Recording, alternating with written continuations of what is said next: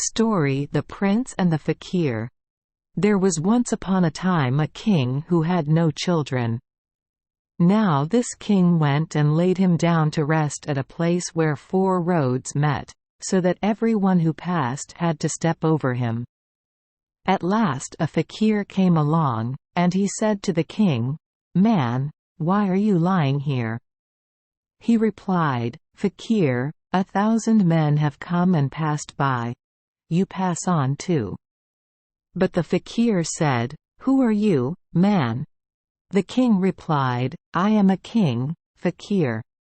Of goods and gold I have no lack, but I have lived long and have no children.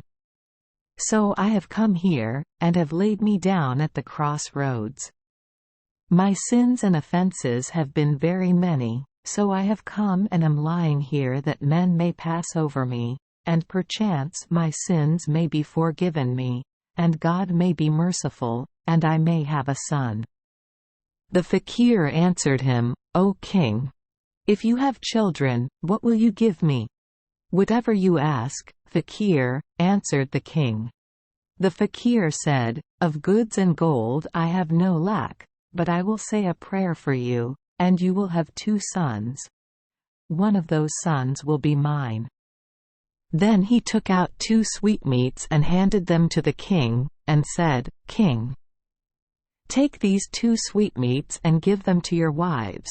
Give them to the wives you love best." The king took the sweetmeats and put them in his bosom. Then the fakir said, "King, in a year I will return, and of the 2 sons who will be born to you, one is mine and one yours." The king said, "Well, I agree." Then the fakir went on his way, and the king came home and gave 1 sweetmeat to each of his 2 wives. After some time 2 sons were born to the king. Then what did the king do but place those 2 sons in an underground room, which he had built in the earth. Some time passed, and one day the fakir appeared, and said, "King, bring me that son of yours." What did the king do but bring 2 slave girls' sons and present them to the fakir. While the fakir was sitting there, the king's sons were sitting down below in their cellar eating their food. Just then a hungry ant had carried away a grain of rice from their food, and was going along with it to her children. Another stronger ant came up and attacked her in order to get this grain of rice. The first ant said, "O ant, why do you drag this away from me? I have long been lame in my feet, and I have got just 1 grain, and am carrying it to my children. The king's sons are sitting in the cellar eating their food. You go and fetch a grain from there. Why should you take mine from me?" On this the second ant let go and did not rob the first, but went off to where the king's sons were eating their food. On hearing this the fakir said, "King, these are not your sons. Go and bring those children who are eating their food in the cellar." Then the king went and brought his own sons. The fakir chose the eldest son and took him away, and set off with him on his journey. When he got home he told the king's son to go out to gather fuel.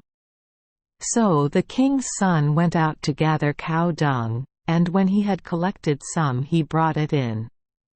Then the fakir looked at the king's son and put on a great pot, and said, "Come round here, my pupil." But the king's son said, "Master first, and pupil after." The fakir told him to come once, he told him twice, he told him 3 times, and each time the king's son answered, "Master first, and pupil after." Then the fakir made a dash at the king's son, thinking to catch him and throw him into the cauldron. There were about 100 gallons of oil in this cauldron, and the fire was burning beneath it. Then the king's son, lifting the fakir, gave him a jerk and threw him into the cauldron, and he was burnt, and became roast meat. He then saw a key of the fakir's lying there. He took this key and opened the door of the fakir's house. Now many men were locked up in this house. 2 horses were standing there in a hut of the fakir's. 2 greyhounds were tied up there. 2 simurgs were imprisoned, and 2 tigers also stood there. So the king's son let all the creatures go, and took them out of the house, and they all returned thanks to God. Next he let out all the men who were in prison. He took away with him the 2 horses, and he took away the 2 tigers, and he took away the 2 hounds, and he took away the 2 simurgs, and with them he set out for another country. As he went along the road he saw above him a bald man, grazing a herd of calves, and this bald man called out to him, "Fellow, can you fight at all?" The king's son replied, "When I was little I could fight a bit, and now, if anyone wants to fight, I am not so unmanly as to turn my back." "Come, I will fight you," the bald man said. "If I throw you, you shall be my slave, and if you throw me, I will be your slave." So they got ready and began to fight, and the king's son threw him. On this the king's son said, "I will leave my beasts here, my simurgs, tigers, and dogs, and horses. They will all stay here while I go to the city to see the sights. I appoint the tiger as guard over my property. And you are my slave, you, too, must stay here with my belongings." So the king's son started off to the city to see the sights, and arrived at a pool. He saw that it was a pleasant pool, and thought he would stop and bathe there, and therewith he began to strip off his clothes. Now the king's daughter, who was sitting on the roof of the palace, saw his royal marks, and she said, "This man is a king. When I marry, I will marry him and no other." So she said to her father, "My father, I wish to marry." "Good," said her father. Then the king made a proclamation, "Let all men, great and small, attend today in the hall of audience, for the king's daughter will today take a husband."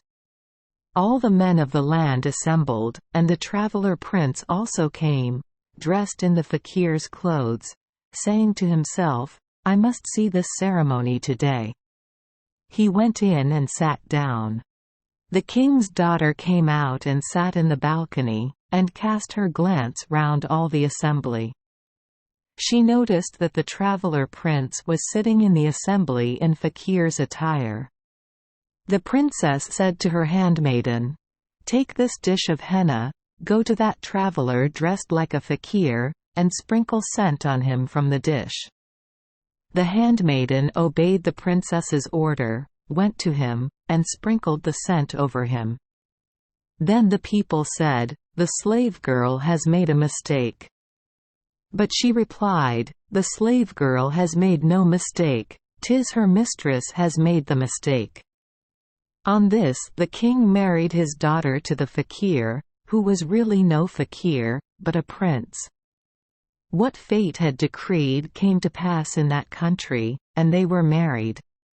But the king of that city became very sad in his heart, because when so many chiefs and nobles were sitting there his daughter had chosen none of them, but had chosen that fakir. But he kept these thoughts concealed in his heart. One day the traveller prince said, "Let all the king's sons-in-law come out with me today to hunt." People said, "What is this fakir that he should go a-hunting?" However, they all set out for the hunt, and fixed their meeting place at a certain pool. The newly married prince went to his tigers, and told his tigers and hounds to kill and bring in a great number of gazelles and hog deer and markhor. Instantly they killed and brought in a great number. Then taking with him these spoils of the chase, the prince came to the pool settled on as a meeting place. The other princes, sons-in-law of the king of that city, also assembled there, but they had brought in no game, and the new prince had brought a great deal. Thence they returned home to the town, and went to the king their father-in-law, to present their game. Now that king had no son. Then the new prince told him that in fact he, too, was a prince. At this, the king, his father-in-law, was greatly delighted and took him by the hand and embraced him. He seated him by himself, saying, "O prince, I return thanks that you have come here and become my son-in-law. I am very happy at this, and I make over my kingdom to you." Thank you for joining us for today's fairy tale. We hope these stories bring joy and meaning to your day. If you love our channel, please hit the subscribe button so you won't miss any exciting tales. Wishing you a good night and sweet dreams. See you in the next story.